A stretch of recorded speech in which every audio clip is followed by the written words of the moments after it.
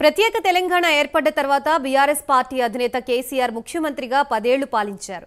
ఏడాది క్రితం కాంగ్రెస్ పార్టీ ప్రభుత్వం ఏర్పడింది. సీఎంగా రేవంత్ రెడ్డి ఏడాది పాలన పూర్తి చేసుకున్నారు. ఎన్నో విమర్శలు, మరెన్నో అడ్డంకులు, ఆటుపోట్ల మధ్య సాగిన 365 రోజుల్లో రేవంత్ పాలనపై ప్రైమ్ 9 స్పెషల్ ఫోకస్.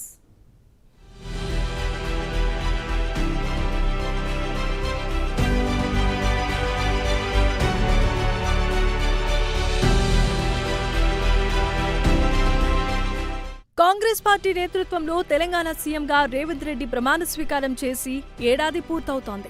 ఒక విధంగా చూస్తే ఈ ఏడాది పరిపాలనలో రేవంత్ తనదైన ముద్ర తెలంగాణపై వేశారనే చెప్పుకోవచ్చు.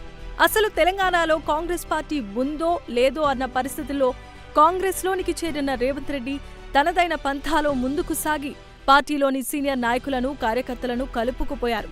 రేవంత్ పాదయాత్ర మొదలుపెట్టినప్పుడు కాంగ్రెస్ కు ప్రతిపక్ష హోదా కూడా దక్కదని ఎద్దేవా చేసిన వారు ఎక్కువే. రేవంత్ పాదయాత్ర వృధా ప్రయాసగా మిగులుతుందని కూడా హేళన చేశారు. ప్రత్యర్థుల అంచనాలను తలకిందులు చేస్తూ ఊహించని విజయాన్ని సాధించి తెలంగాణలో కాంగ్రెస్ ప్రభుత్వాన్ని ఏర్పాటు చేయడంలో ప్రధాన పాత్ర పోషించారు రేవంత్. ఎంతో మంది సీనియర్స్ ఉన్నా కాంగ్రెస్ అధిష్టానం మనస్సును గెలిచి సీఎంగా పదవిని చేపట్టారు. యనమల రేవంత్ రెడ్డి అనే నేను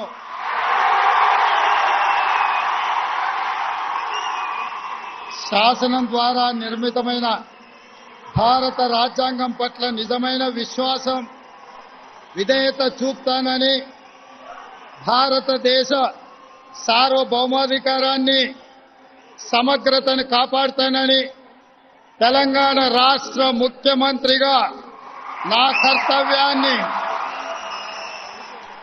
శ్రద్ధతో, అంతఃకరణ చిత్తశుద్ధితో నిర్వహిస్తానని, భయం గాని, పక్షపాతం గాని, రాగద్వేషాలు గాని లేకుండా రాజ్యాంగాన్ని, శాసనాలను అనుసరించి ప్రజలందరికీ న్యాయం చేకూరుస్తానని దైవ సాక్షిగా ప్రమాణం చేస్తున్నాను.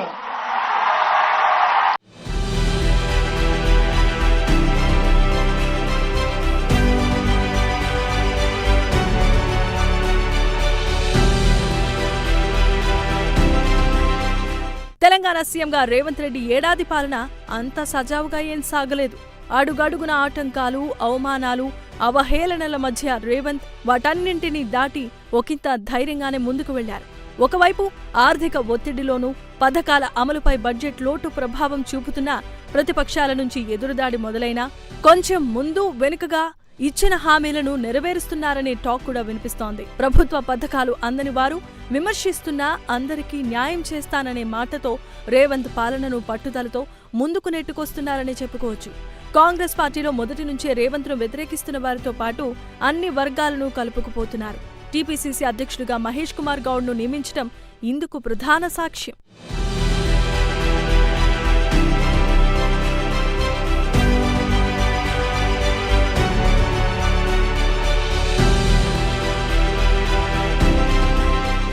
కాంగ్రెస్ అంటేనే గ్రూపుల రాజకీయం అనే పేరుంది. అలాంటిది అన్ని ఒత్తిడులను దాటుకుంటూ రేవంత్ సీఎంగా ఏడాది పూర్తి చేసుకోవడం అది రేవంత్ పట్టుదలకు నిదర్శనంగా నిలుస్తుంది. ఇటు సొంత పార్టీలో గొడవలు లేకుండా ప్రధాన ప్రతిపక్షమైన బీఆర్ఎస్ ఎత్తులను చిత్తు చేస్తున్నారు రేవంత్. తెలంగాణలో రేవంత్ పాలన ఏడాది కూడా ఉండదు అని విమర్శించిన వారికి సమాధానంగా స్థిరమైన పాలనను అందిస్తామని నిరూపించారు. రేవంత్ సీఎంగా ఎక్కువ రోజులు ఉండకపోవచ్చు అనుకున్న వారి అంచనాలను తలకిందులు చేశారు. సీనియర్ నాయకులైన ఉత్తమ్ కుమార్ రెడ్డి, మల్లుభట్టి విక్రమార్క, కోమటిరెడ్డి వెంకటరెడ్డి లాంటి నాయకులను కలుపుకుపోతూ సుస్థిర పాలన అందించే దిశగా అడుగులు వేస్తున్నారు రేవంత్.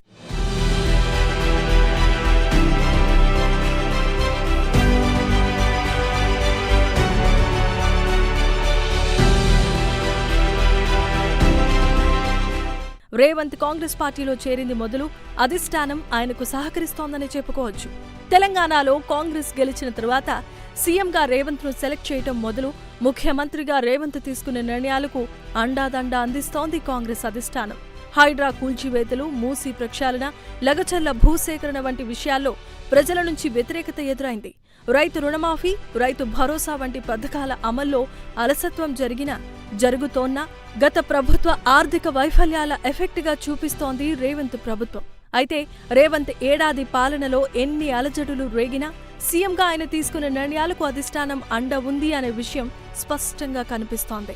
హైడ్రా, మూసి ప్రక్షాళన లాంటి విషయాల్లో ఆచితూచి అడిగేయమని చెప్పడం కూడా ఇందుకు నిదర్శనం. తెలంగాణ కాంగ్రెస్ ప్రభుత్వం ఏర్పడి ఏడాది పూర్తయిన సందర్భంగా ఆనాడు సీఎంగా రేవంత్ రెడ్డి ప్రమాణ స్వీకారం చేసిన దృశ్యాలు మరోసారి నెట్టింట వైరల్ గా మారాయి. రేవంత్ ఏడాది పాలనపై సోషల్ మీడియాలో పెద్ద ఎత్తున చర్చ జరుగుతోంది. ఏడాది పాలనలో తెలంగాణలో ఏమీ అభివృద్ధి జరగలేదనే ప్రతిపక్షాల విమర్శలకు ధీటుగా మరో 4 ఏళ్ల అధికారాన్ని ప్రజాపాలన పేరుతో జనరంజకంగా సాగించడానికి రేవంత్ రెడ్డి పావులు కదుపుతున్నట్లుగా తెలుస్తోంది. ఇక రేవంత్ ప్రజాపాలనలో ముందు ఏం జరగబోతోంది, ఎలాంటి అభివృద్ధి జరుగుతుంది అనే విషయంపై ప్రజల్లో చర్చ జోరుగా సాగుతోంది.